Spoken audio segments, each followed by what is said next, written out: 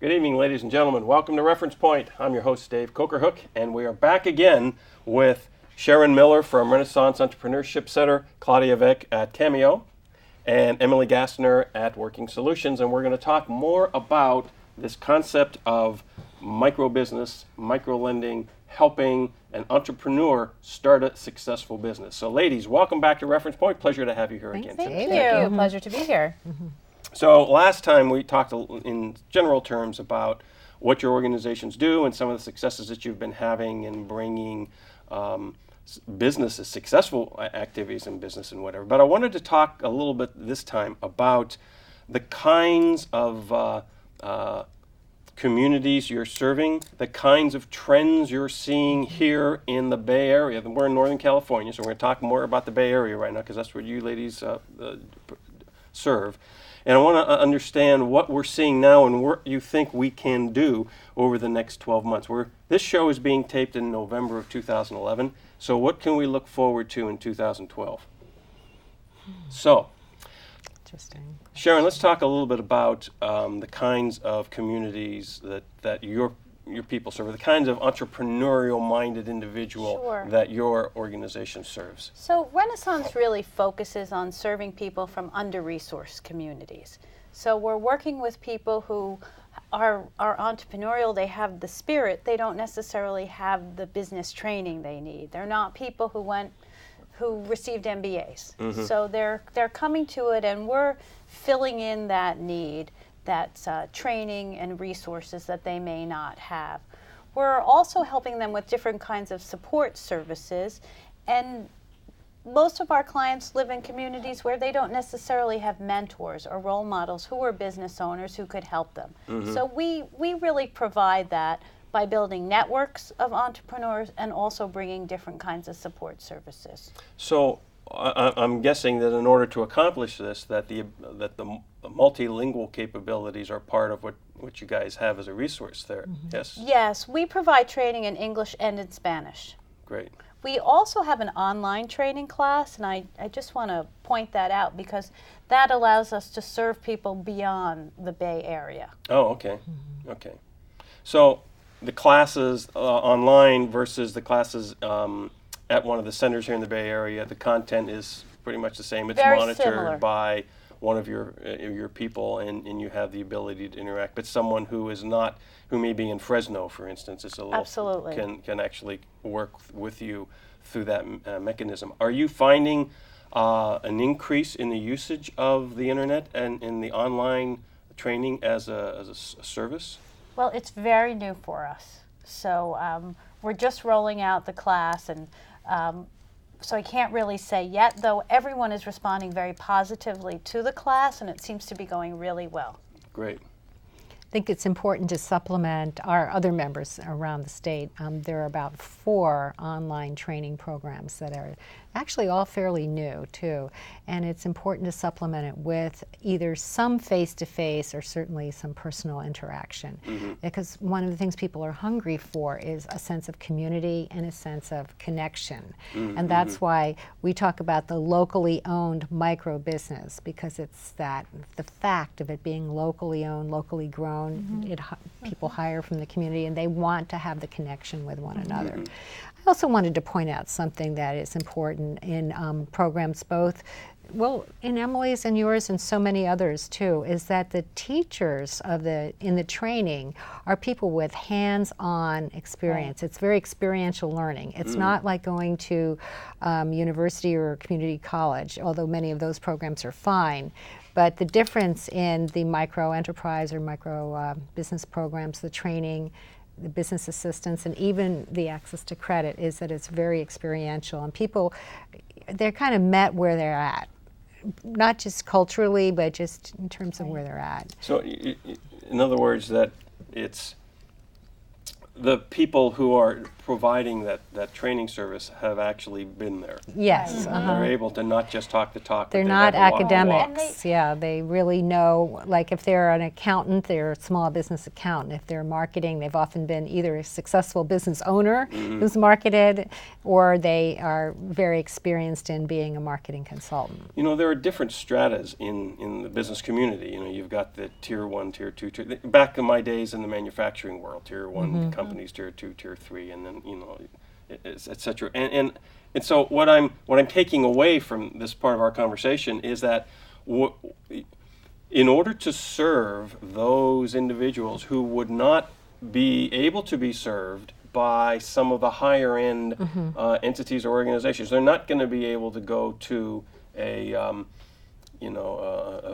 big consulting firm and say, hey, I need some help here. They're not going to be able to walk into one of the venture capitalist organizations on Sand Hill Road and say, hey, I've got this great idea to start this jewelry shop here. How are we going to make this happen? Because they're not going to get attention from those kind of people. Is and that's part of the point of what you guys are doing. Is that true? Absolutely. What I'd also like to say that in addition to the distressed communities or under-resourced communities we've worked with, the word distress now really applies to a lot of California, especially those areas that have lost a lot of home equity, because that's what entrepreneurs have traditionally been. The ones I've worked with, the first thing they do after they start getting some cash flow is they buy a house, and then they finance their business from their home equity, or they, to a certain extent. And with the severe loss, particularly Southern California and Stockton and Sacramento, I mean, we all know where those pockets are.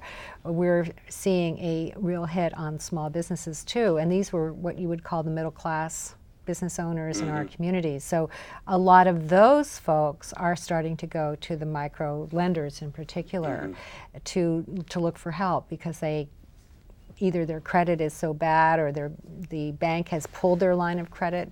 So that our members are seeing now, besides their traditional communities they've served, they're seeing others that would not normally have come to them in the past. So there's been a real shift, Dave, in the last year. And so when you say, what's 2012 look like?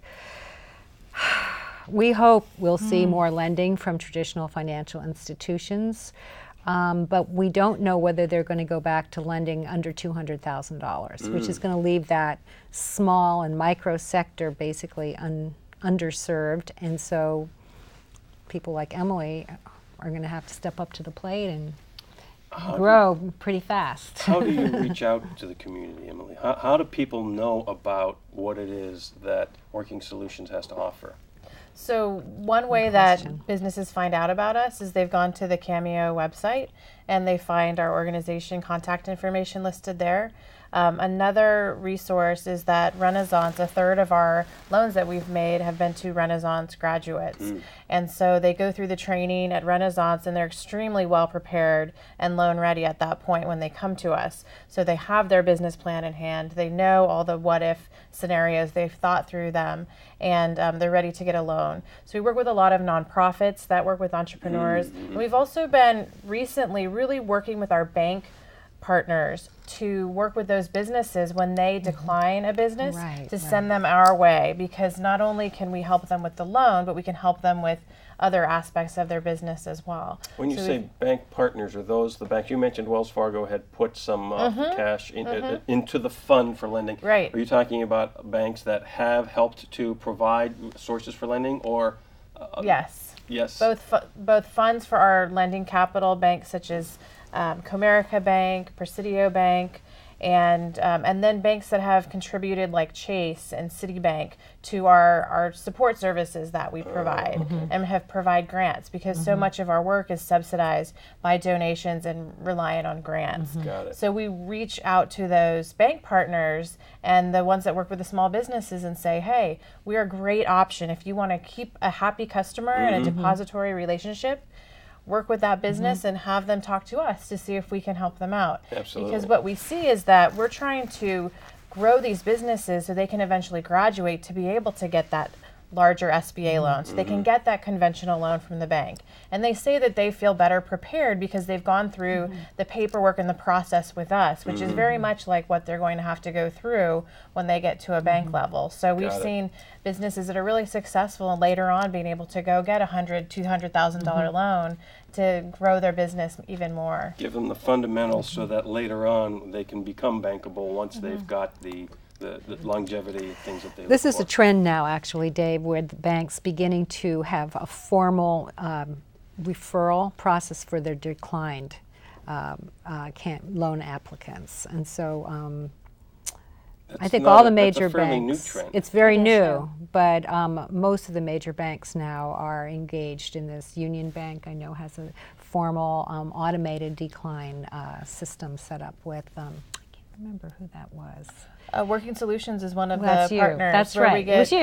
an I saw it. automated email that says this business is Yes. in need of a loan, and we get the referral from Union Bank. So there's a lot of creative ways and things we're doing with banks where they really are partners in this, and we could not do it without the support of the bank. So That's I just fantastic. wanted to point that out because I don't know if people realize that, but know they're what- It's so happening important. at other organizations too. There's a lot of bad press tied to the banking industry right now, but one of the things that a lot of people don't quite think about is that the banks have such severe regulatory restrictions on them.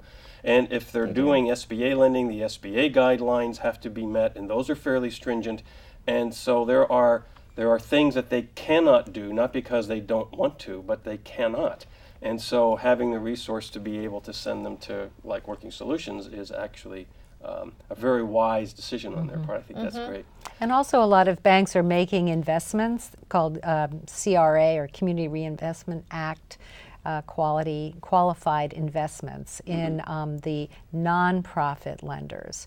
They could be community development credit unions. There are groups like Emily's. There are large CDFIs such as CDC Small Business Finance in San Diego. Axion San Diego is another one. I've heard of them. Valley Economic Development Corporation has been quite successful. Opportunity Fund here in San Jose, also very successful in attracting a lot of bank investment. I think that's going to be the wave of the future. I hope it will continue. It depends, of course, on the economy because the banks have to they invest out of some of their philanthropy and some of it retained earnings. Sure. And if those go down, we don't know. So there was a national conference recently tied to micro business, micro lending, if I believe. And I think, Claudia, you and Emily had the opportunity to go to this event in Minneapolis, I think you said. Right. And you said that tell us a little bit about that. Tell us what happened there. Well, we both attended the Opportunity Finance Network conference, which is the network of CDFIs, Community Development Financial Institutions, which are basically, they're not summer banks, but for the most part, non-bank lenders. These lenders lend for affordable housing. It's all mission-based lending, affordable housing, summer credit unions. They community-based facilities, real estate-based loans really comprise most of OFN's membership. About 18% of the lending that's done through the members is in small business and micro. And we certainly would like to see more of that too. That's why we go there, to promote what we do. But it was a very rich experience, and we both came away pretty energized from it. So when you talk about, I'm going to go back to you, Shu, when we talk about the micro businesses that are, what are you seeing as, I'm not sure how I want to word this question, but is there a kind of business that you're seeing more of than others? Sure. The consistent factor that we see is that our clients are starting businesses that have fairly low capital barriers to entry.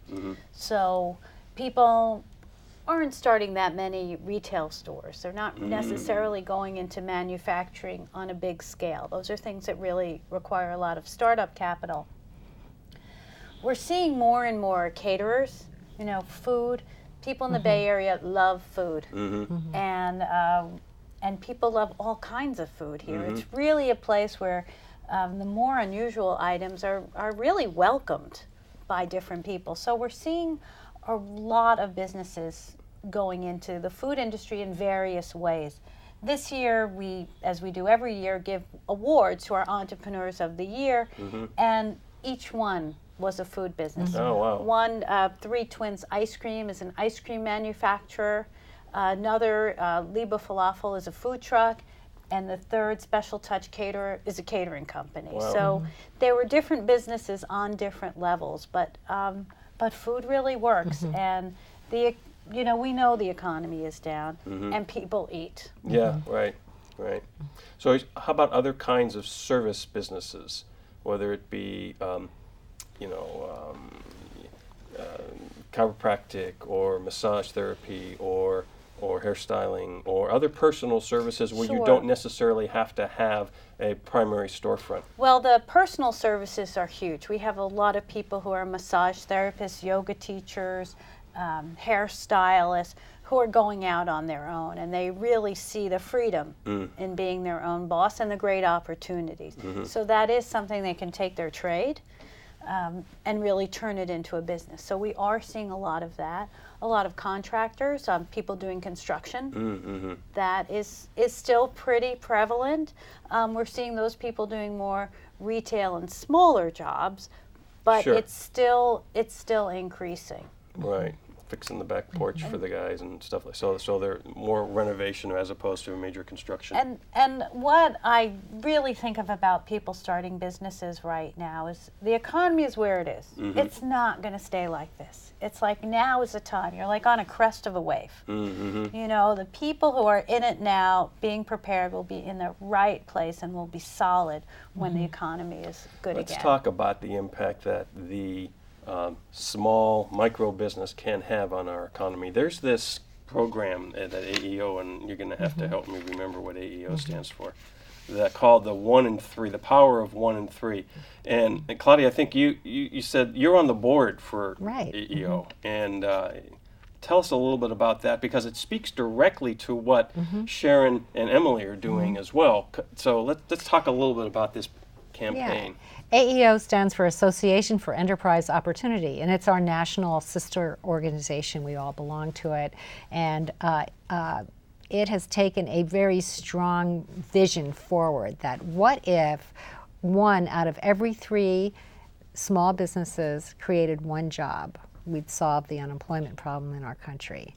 And you look at who are the businesses, 85%, this is even it's 95% in rural areas, are businesses of under 5 employees. And the large percentage of those, I can speak in California, for example, 3 million out of 4.2 million are single person businesses. In other words, non-employer businesses. 4.2 million small businesses under 5 employees, and 3 million of those have only 1 person. So just imagine if you helped, 1 out of 3 in California just add 1 job. You would pretty much have solved, 1 million. We have 2 million unemployed, so you pretty much have cut it in half. Put a big dent in it. Yeah, and what do those businesses need to grow? It's so logical. They need business assistance, and they need small amounts of capital and support. Right. It's not rocket science. And in this kind of a realm where we're talking about the sorts of companies, Sharon, that you were saying you're seeing happening, or more of within the work that you're doing, as you increase once you're starting to be successful and you're increasing the level of activity, the need to bring on somebody to sustain that growth is huge, And then, of course, they can come back to you and say, Emily, look, I've just had to hire somebody, but I need a little extra something to really make it through the next 90 days as we start to get, a lot of times what happens when you're in a service industry, it tends to be cash and carry. But in some industries, especially as you're expanding, and if you're starting to reach out beyond the traditional personal services kind of a realm, you're going to be needing to deal with payment terms from your customers. And that's where having resources like yours again can be huge. Yes, we've been able to provide references for businesses that had to pay their suppliers in cash. And they call us and say they have a perfect track record of paying us on time, and they're able to get net 30, net 60. So things like that you wouldn't think your local lender, micro lender would be able to do. We're really able to help those businesses. That's huge. Very cool. All right. So this is a great campaign. Now, how are you seeing the results within, Renaissance Center has been around for a long time. And so have you been seeing the increase in employment activity amongst your members, or the companies that you have served? It's pretty consistent in terms of what they do, because there's one job created when someone starts a business, and that's the job for yourself. So that is happening. At the same time, there are labor market trends that more and more people are becoming consultants, and people are using consultants. So each small business is not necessarily hiring an employee, like a full-time employee who gets benefits, but they are often creating employment opportunities for others who also may be consultants. Self-employed are hiring other self-employed persons. Got it. All right. And that is huge and growing. Well, this is very reminiscent of what in this country we used to have going back before the Industrial Revolution, and everybody went to work at the big factories. You had your thing that you did. You were a printer, or you were whatever you were. Okay, so that's fantastic. It gives you a lot of flexibility. It gives you a lot of responsibility. It's not easy running a business, but it sounds to me like what you've been able to do, the three of you working together, and the rest of the organizations like yours here in the state of California, is start to provide a platform for businesses to build themselves. Okay, a firm foundation upon which they can start to deliver a product or a service.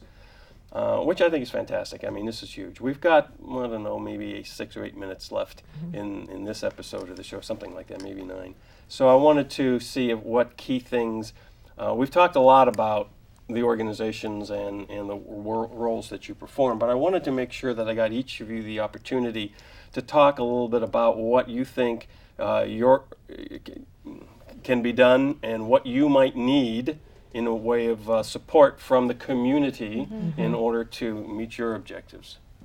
So we'll start with you. Claudia mentioned it already, but the shop local, it really does make a huge difference.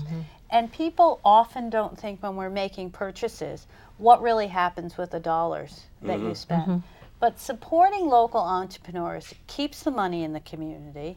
It builds your community, it enriches it in a way that shopping at a chain store never will. You can go into a chain store every day for the rest of your life, and it's really unlikely someone's going to say, "Hey, Dave." You could go into your local grocer, your local hardware store, your local pizza place, and people will be happy to see you. And that's a richness that you get in making your purchases, but it's also a richness for the small business owner and for the local economy. And I think that as our dollars leave our local areas, we all lose. That's one area where we can support small businesses. On other levels, where we welcome people who want to start their businesses, come to Renaissance, call Renaissance, we'd be happy to help you. And then, like every nonprofit in America, we can use all sorts of help. We're always looking for that funding wherever we can, and really piecing it together. Or someone who can provide time. Absolutely. Volunteers are, I was speaking to 2 people today who wanted to volunteer, and they came in and we spoke about a lot of ways that they could work with our clients and also work with the organization directly. Very cool. Emily, how about you? What are your last words? Similarly, we really want people to know that organizations like Working Solutions is out there. So we want them to call us, and we can connect them to other resources as well when they call in, but it is a challenge having the people and the businesses to know about us. So definitely want those businesses to call Working Solutions. Also, we do need, there's so many ways for people to get involved because it's such an exciting field and everyone is so excited about entrepreneurship.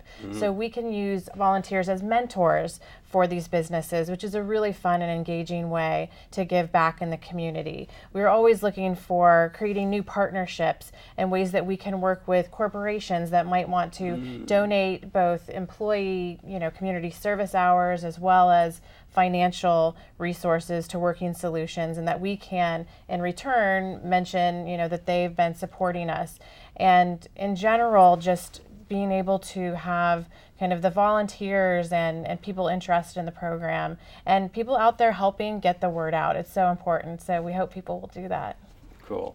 So Claudia, you get the final word here. I'd like to put this more within a policy framework. And we would very much like to see our Governor Brown, who's still fairly new, maybe the honeymoon's over, but he's still new to me. We would like to see Governor Brown embrace the whole notion of homegrown economies. So I'm just going to take what Sharon and Emily said and kind of take it up a notch from the whole statewide standpoint, rather than try to put energy into attracting businesses from Korea or Nevada or some other place where it takes a lot of energy and maybe the payoff isn't always as great, and the tax giveaways don't always end up coming back in. The return on investment doesn't always pay off. We'd like to see emphasis on what you might call gardening in your own backyard, homegrown economies. And there are some wonderful examples of innovations that can support businesses who are now starting to grow, who've gone through programs like this and are now at that next phase. Intercity Advisors is a good example in Oakland. I would like to see the governor convene the banks and other corporations, Pete's Coffee, Chipotle, whomever, other large corporations that started in California. That's why I mentioned that. And ask them to get involved and to contribute capital or grants so that we can plumb these gold nuggets of entrepreneurs. I like that idea. I think that's a great way to end our conversation, because that we can have the people who are watching this show can communicate to their representative and send a letter to the governor and say, look, let's do what we can to sponsor small business here in our communities, because the impact of that, the leveraged return on that is so much higher. Ladies, I really want to thank you for joining me here. Sharon, thank you. We didn't forget what to say. That's right. It was so wonderful. it's been fantastic. Thank you so much. And ladies and gentlemen, I appreciate your watching Reference Point. And send me those questions. If you have questions for any of these three ladies regarding what you've heard here on Reference Point, get them to me at info@referencepointtv.com. We'll get those questions answered for you. And don't forget, you can support these organizations, and they need your help. And send a message to the governor. And we'll see you next time on Reference Point. Thank you. Thank you. Great. Thank you. Cool.